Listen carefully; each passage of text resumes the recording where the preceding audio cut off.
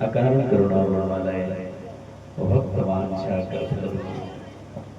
पीतम्बर धारी धनुषधारी मर्यादा पुरुषोत्तम भगवान श्री राम की यह दिव्य मंगल कारिणी कथा का षष्ठम दिवस है।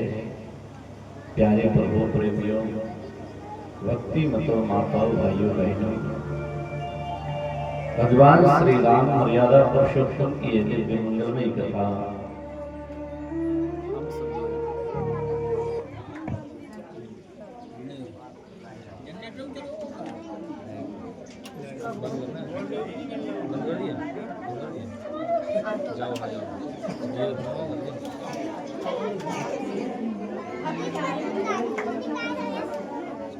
कीर्तन कराओ, कीर्तन कराओ जब तो लाइट नहीं आ रही, तुम कराओ।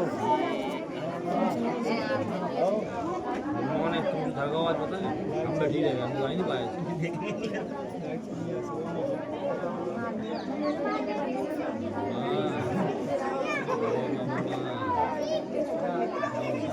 दवाइयाँ में है जो दवाइयाँ में है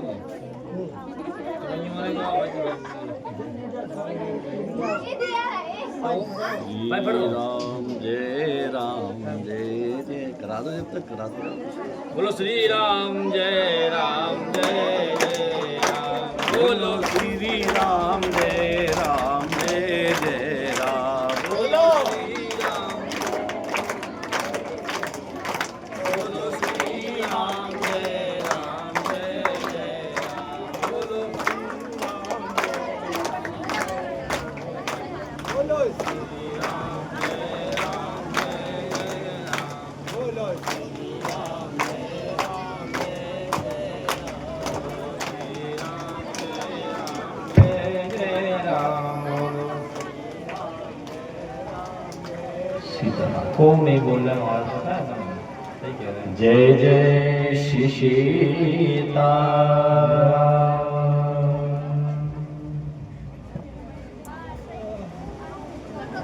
भगवान श्री राम मर्यादा सही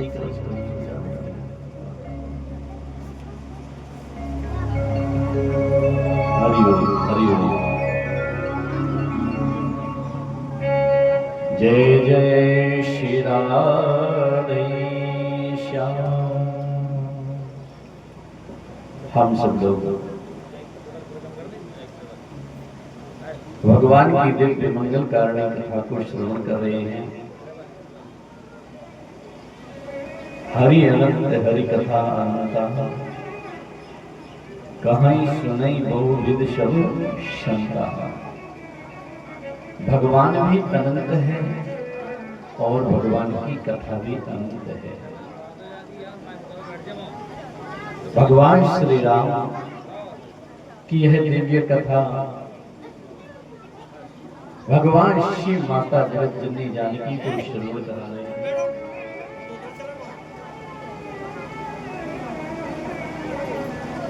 मां भगवती को यह दिव्य मंगल कारणी कथा श्रवण करा रही है।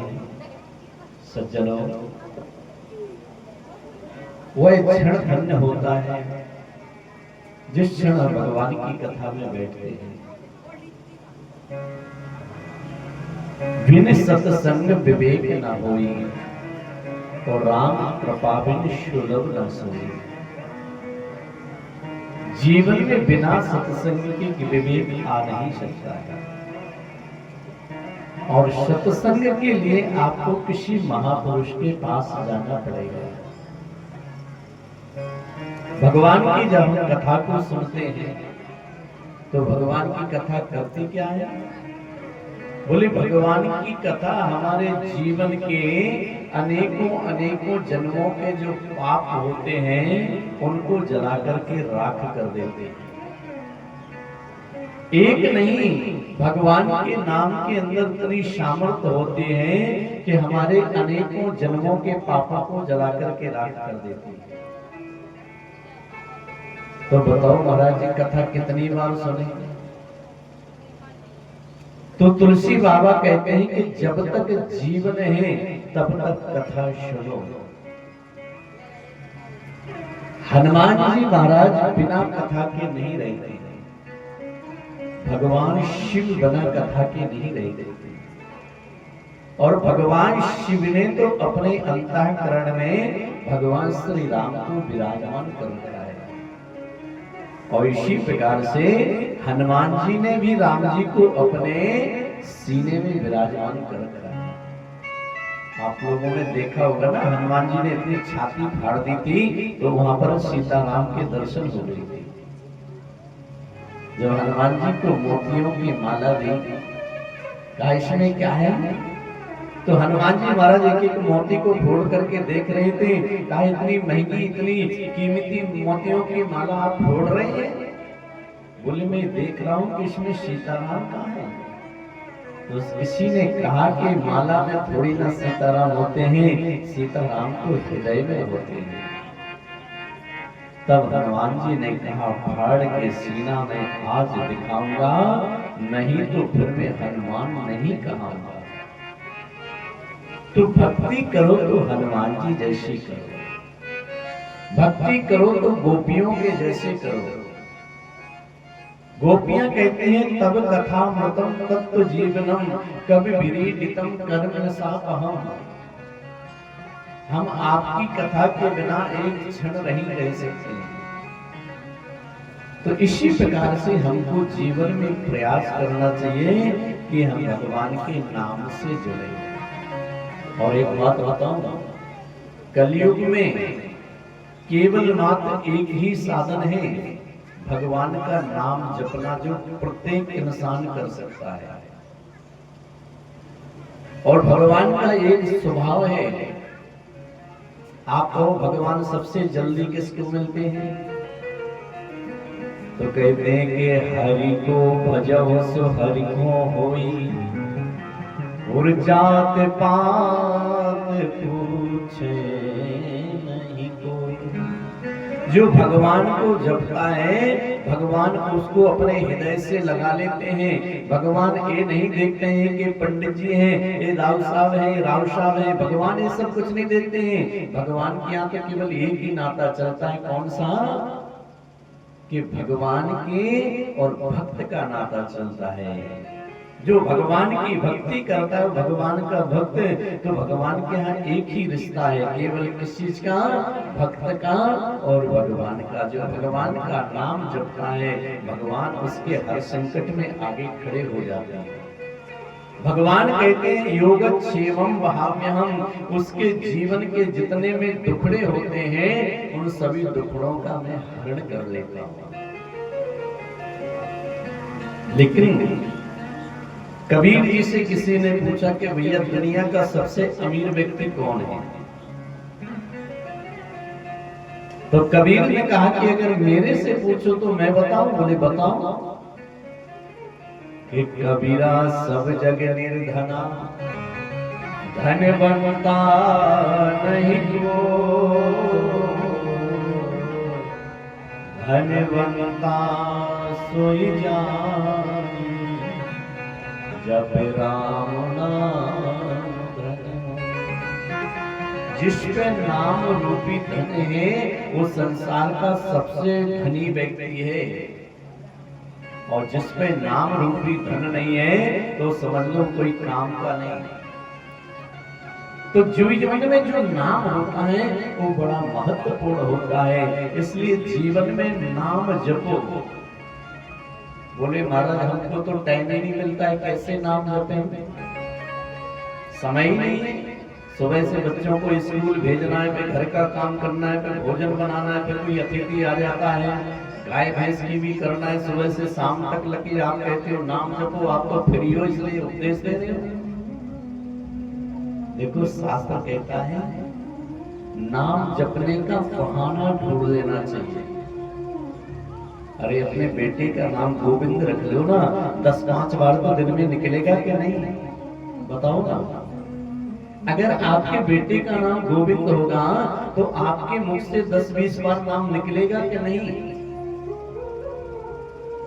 बोलते नहीं हो आप लोग, निकलेगा क्या नहीं? है? अब उल्टा ही सीधे नाम रख लोगे तो कहां से निकलेगा? इसलिए भगवान का नाम जपने के लिए कोई ना कोई ऐसा कारण बना लेना चाहिए कि जिससे हम... लेकिन महाराज आजकल तो नए नए नाम रखते हैं, जिन नामों का कोई अता पता नहीं होता है, जिनका कोई अर्थ नहीं होता है। एक माताजी थी, उसके पति का नाम था ठन पाल। ध्यान देना, अब जहां भी जाए हर कोई आए, अरे भैया ठन पाल है क्या घर पे? उसको पत्नी को बड़ा लगे। उसने एक दिन अपने पति से कहा, स्वामी मेरी बात सुनो। बोले क्या शर्म आती है? उसका पति बड़ा समझदार था। उसने कहा, देवी नाम में कुछ नहीं रहा, काम देखना चाहिए। व्यक्ति का नाम नहीं, उसका काम देखो। आपको कोई परेशानी है, आपको समय पे साड़ी मिलती है, समय पे भोजन मिलता है, मैं कभी लड़ता झगड़ता तो नहीं। बोले स्वामी वो तो सारे सुख मेरे को है, केवल एक बात की तकलीफ है कि आपका नाम। उसके पति ने कहा, देवी नाम से कुछ नहीं होता है। आप दुनिया में जाकर के देखो, जिनके नाम तो एक से बढ़िया बढ़िया है, लेकिन उनकी स्थिति जाकर के देखो। देवी थोड़ी चतुर थी तो महाराज घर से बाहर निकल पड़ी, तो एक जगह अर्थी जा रही थी, उसमें नारा लग रहा था। लोग कहते जा रहे थे, राम राम सत्य है, राम राम सत्य है। उसने कहा, अरे भैया रुको रुको। निकी क्या हुआ? बोले क्या हुआ? बोले क्या हुआ? ये कौन है? बोले अमर सिंह है। नाम क्या है? अमर। लेकिन चले गए। अच्छा, अमर थोड़ी और आगे बढ़ती गई तो ये कोई माता जो है ना गोबर बीन रही थी। उसने कहा, बहन तेरा क्या नाम है? लक्ष्मी है। नाम क्या है? नाम तो है लक्ष्मी, और गोबर बीन रही है। और थोड़े आगे गई तो एक पुरुष मिला, महाराज भीख मांग रहा था। अरे भैया रुको रुको रुको। बोले बताओ क्या बात है, लाओ क्या दे रही हो? बोले दूंगी तो बाद में, पहले अपना नाम बताओ। बोले धनपाल। क्या नाम है? धनपाल। सो महाराज लौट करके अपने घर आ गई। पति ने पूछा, देवी क्या हो गई? घूम आई? बोले घूम करके तुम्हें आ गई, लेकिन स्वामी मैंने ये पाया कि दुनिया में कुछ नहीं रखा था, कि अमर सिंह तो मरे पड़े हैं, भीख मांग रहे धनपाल। मैं सबसे पहले ही तो मेरे को गोबर बीनती हुई लक्ष्मी मिल गई, कि गोबर बीनत लक्ष्मी मिली, भीख मांग रहे धनपाल। ओ अमर सिंह तो मरे पड़े हैं, बने रहो मेरे ठन ठन पाल, बने रहो। अरे नाम से कुछ नहीं होने वाला है, इसलिए राम के नाम से होना है जो कुछ होना है। इसलिए राम का नाम जपना चाहिए। आइए पहले 2 मिनट भगवान का नाम जपते हैं। आप थोड़ा सा माइक बना ले भैया, अपने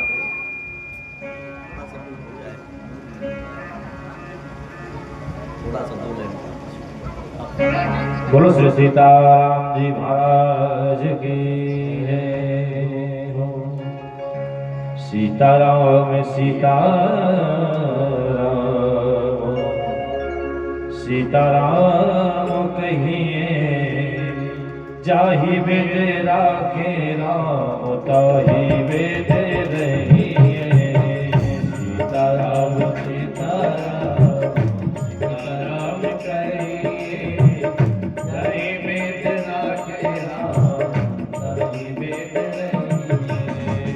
सीताराम सीताराम सीताराम कहिए, सीताराम सीताराम सीताराम कहिए, जाहि वेद राखे राम ताहि वेद रहिए। सीताराम सीताराम कहिए, जाहि वेद राखे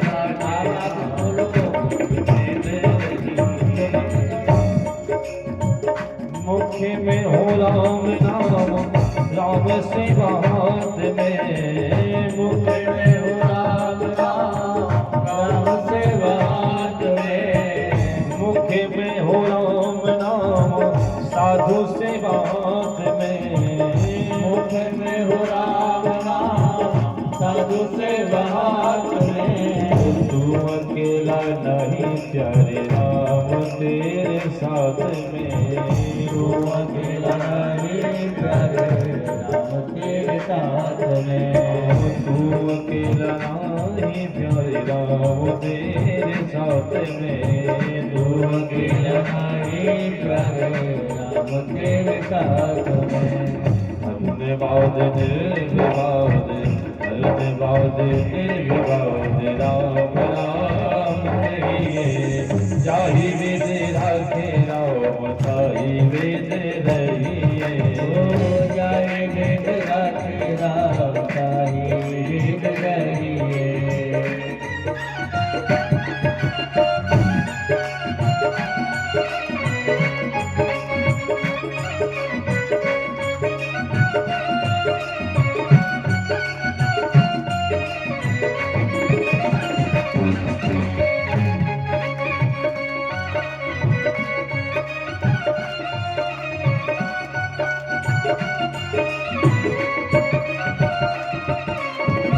किया अभिमान तो फिर मान नहीं पाएगा। किया अभिमान तो फिर मान नहीं पाएगा। किया अभिमान तो फिर मान नहीं पाएगा। किया अभिमान तो फिर मान नहीं पाएगा। होगा प्यार वही जो श्री राम जी को भाएगा। होगा प्यार वही जो श्री राम जी को भाएगा। होगा प्यार वही जो श्री राम जी को भाएगा। होगा प्यार वही जो श्री राम जी को भाएगा। धन्यवाद निर्विवाद राम राम कहिए, धन्यवाद निर्विवाद राम राम कहिए। जाहि वेद राखे राम ताहि वेद रहिए।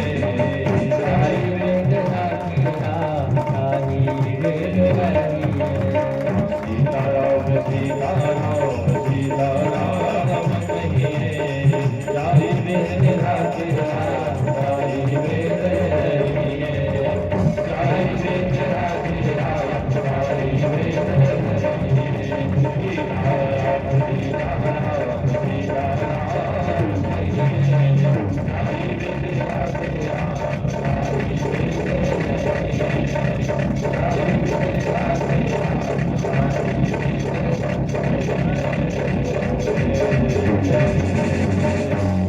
बोलो श्री सीताराम जी महाराज की जय। जय श्री राधे श्याम। आज जैसा कि हम लोग पिछले 5 दिनों से भगवान श्री राम की कथा को सुनते आ रहे हैं। कल हम सब लोगों ने जो कथा को विश्राम दिया था, तो भगवान का विवाह जनकपुर में हो रहा था। जनकपुर में बड़े ही विधि विधान से चारों बहनों के साथ में पाणी ग्रहण संस्कार हुआ और आज बड़ा ही सुंदर उपदेश माता पिता अपनी बेटी को देते हैं। ए बच्चे शांत रहो, जिनको यहाँ बैठना है शांत बैठो। हाँ, वैसे ही लाइट खराब कर रही है, ऊपर से अपना मूड खराब कर रहे हो। हर माता पिता अपनी बेटी को सुंदर उपदेश और ज्ञान देते हैं। आज जनक जी महाराज ने सीता जी के अंदर सभी प्रकार के गुण हैं, लेकिन जनक जी महाराज ने अपनी बेटियों को सुंदर उपदेश दिया। सुंदर उपदेश देती हैं और उपदेश देते हुए उनसे कहते हैं कि बेटी, अब आप ससुराल जा रही हो। और जब बेटी अपना घर छोड़ करके दूसरे घर जाती है तो महाराज उसको बड़ा त्याग करना पड़ता है। और बेटी, कभी कोई ऐसा काम नहीं करना कि जिससे दशरथ जी की नजर से नजर में न मिला ना सकूं। के होई संतत प्रिय ही प्यारी, चिरे बात असीस हमारी। सास ससुर गुरु सेवा करी हो, पति रूप लगे आयुष अनुसरी हो।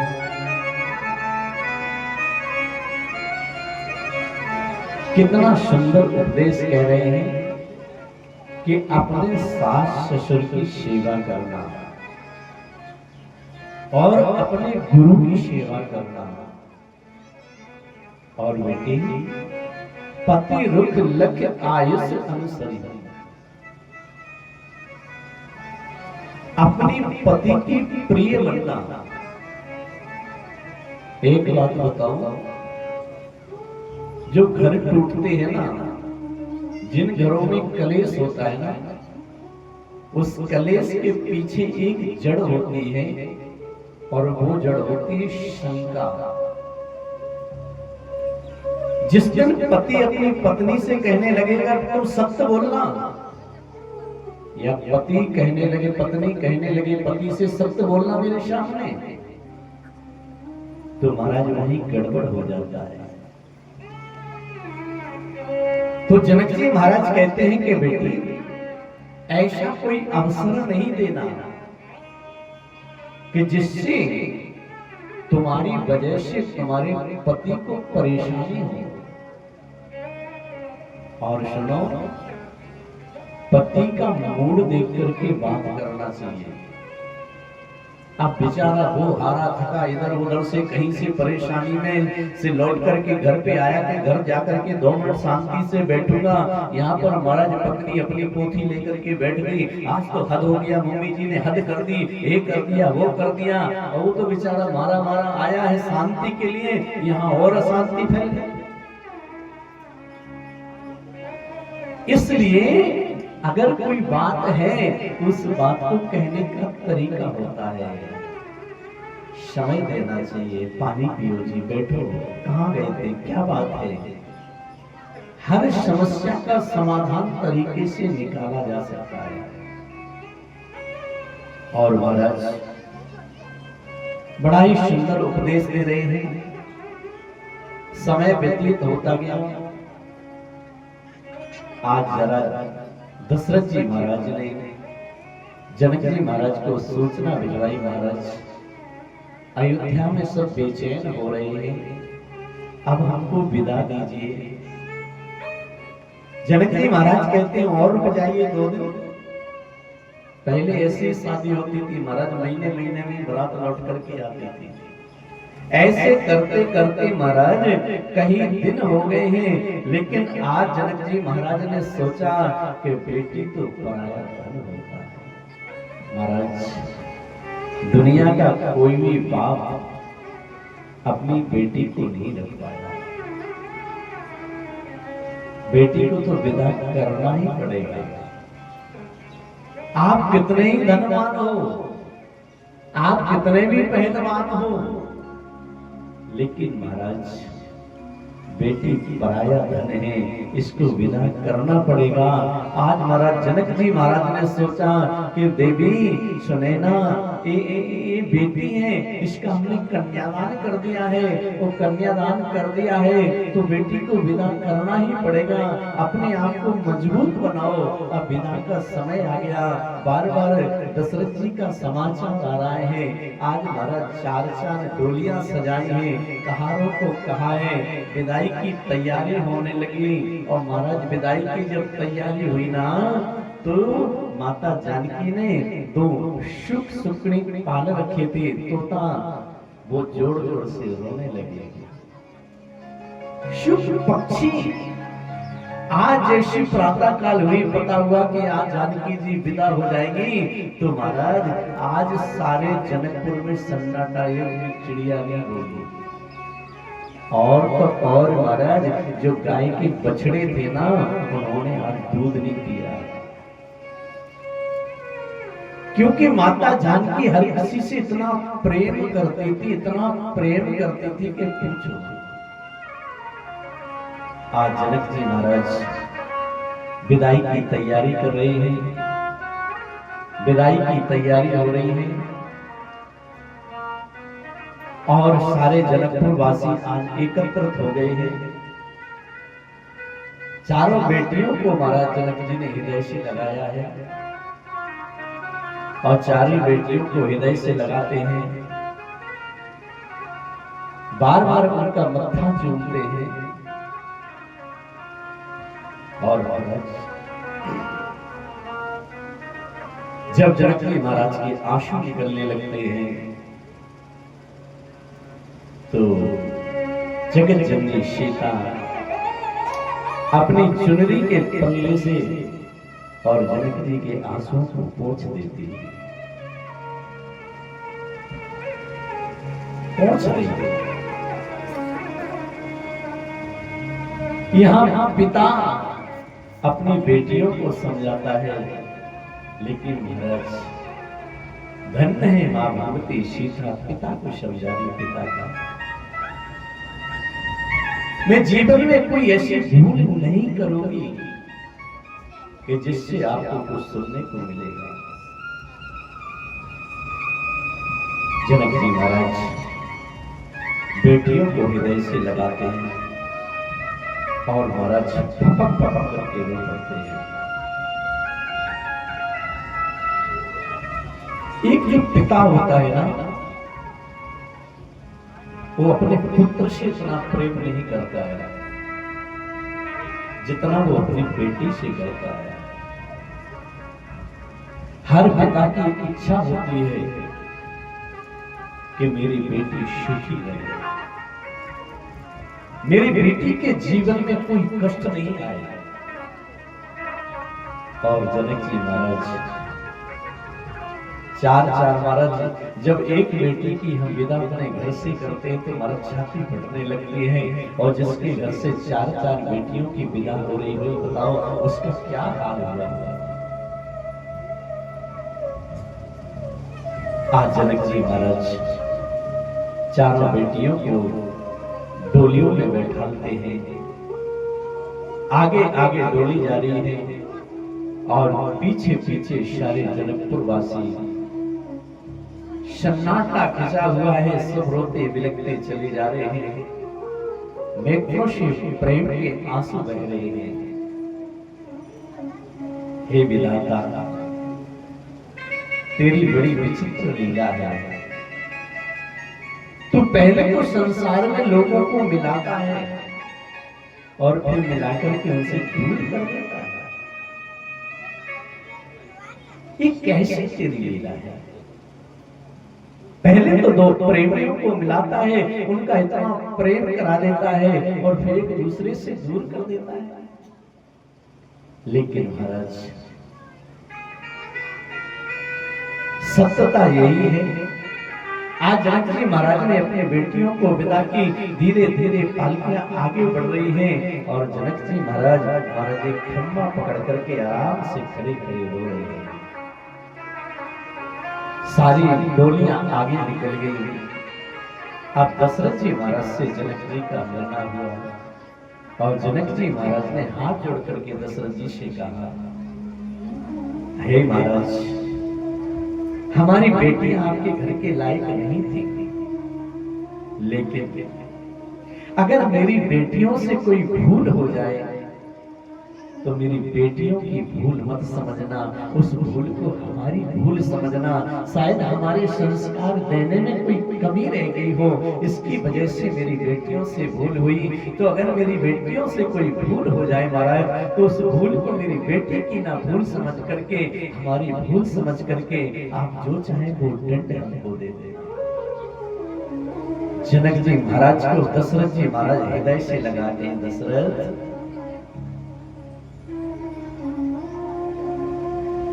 जीवन में बड़ा वो होता है जो दान देता है। ध्यान देना, इस संपूर्ण जगत में लेने वाला कभी बड़ा नहीं हुआ है।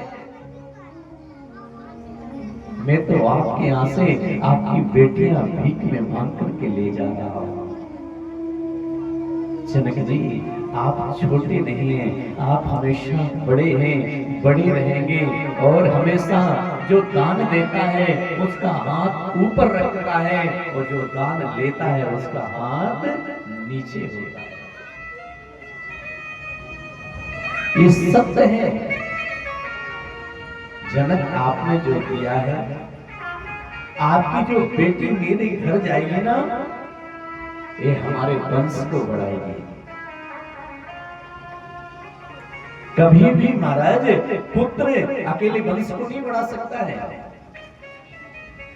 तो महाराज, ये तो हमारी आपकी जो पुत्रियां हैं, इनसे हमारी वंश की वृद्धि होगी। जनक जी महाराज को दशरथ जी अपने हृदय से लगाते हैं। सतानंद महाराज से विश्वामित्र जी मिलते हैं, दोनों गुरु मिलते हैं और सुंदर चर्चा करते हुए आप महाराज धीरे धीरे जनकपुर से चारों की चार डोलियां निकल रही हैं। रास्ते में जो भी गांव में करते हैं, जय जयकार हो रही है। दर्शन करने के लिए हजारों लाखों की भीड़ लगी हुई है। और महाराज राम जी जानकी को ब्याह करके आज महाराज अवध की ओर बढ़ रहे हैं और दशरथ जी महाराज ने अयोध्या में समाचार भिजवाया कि कल बारात अयोध्या आ जाएगी। अयोध्या की ओर बारात जा रही है। अयोध्या में महाराज सुंदर अयोध्या को दुल्हन की तरह सजाया जा रहा है। अयोध्या के हर चौराहे पर चौक पड़ा हुआ है, सुंदर बंधन मार बंधे हुए हैं, ढोल नगाड़ों की आवाज आने लगी। जब घर में लक्ष्मी आती है तो महाराज हम उस लक्ष्मी का स्वागत करते हैं, वो करना भी चाहिए। ध्यान देना, जब तुम्हारे घर में बहू ब्याह की आए ना, तो महाराज उसका लक्ष्मी की तरह स्वागत करना चाहिए। दरवाजे पर चौक बोलना चाहिए, बंधन भार बंधवाना चाहिए, क्योंकि वो लक्ष्मी है। आज सारे अयोध्या वासी लक्ष्मी के स्वागत के लिए तैयारी कर रहे हैं। चारों ओर ढोल नगाड़े धीरे धीरे महाराज आज चारों दुल्हनों के साथ में अयोध्या में मेरे राम जी प्रवेश कर रहे हैं। भूप भवनों तेहि अवसर सोहा भूप भवन अवसर सोहा रचना देख मदन बन मोहा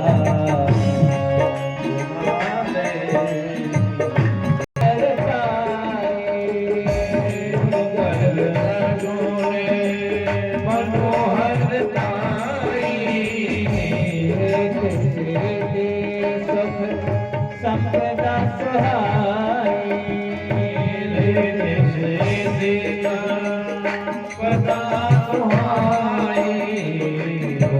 पति भवन पति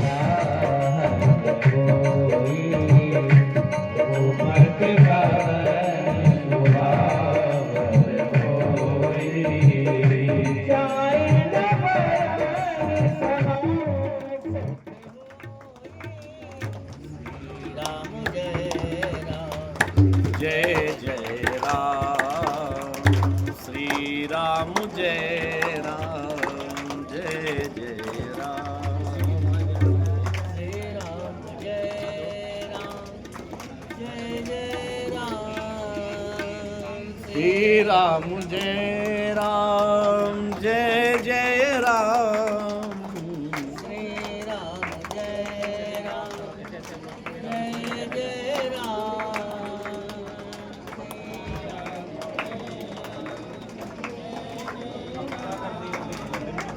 श्री राम जय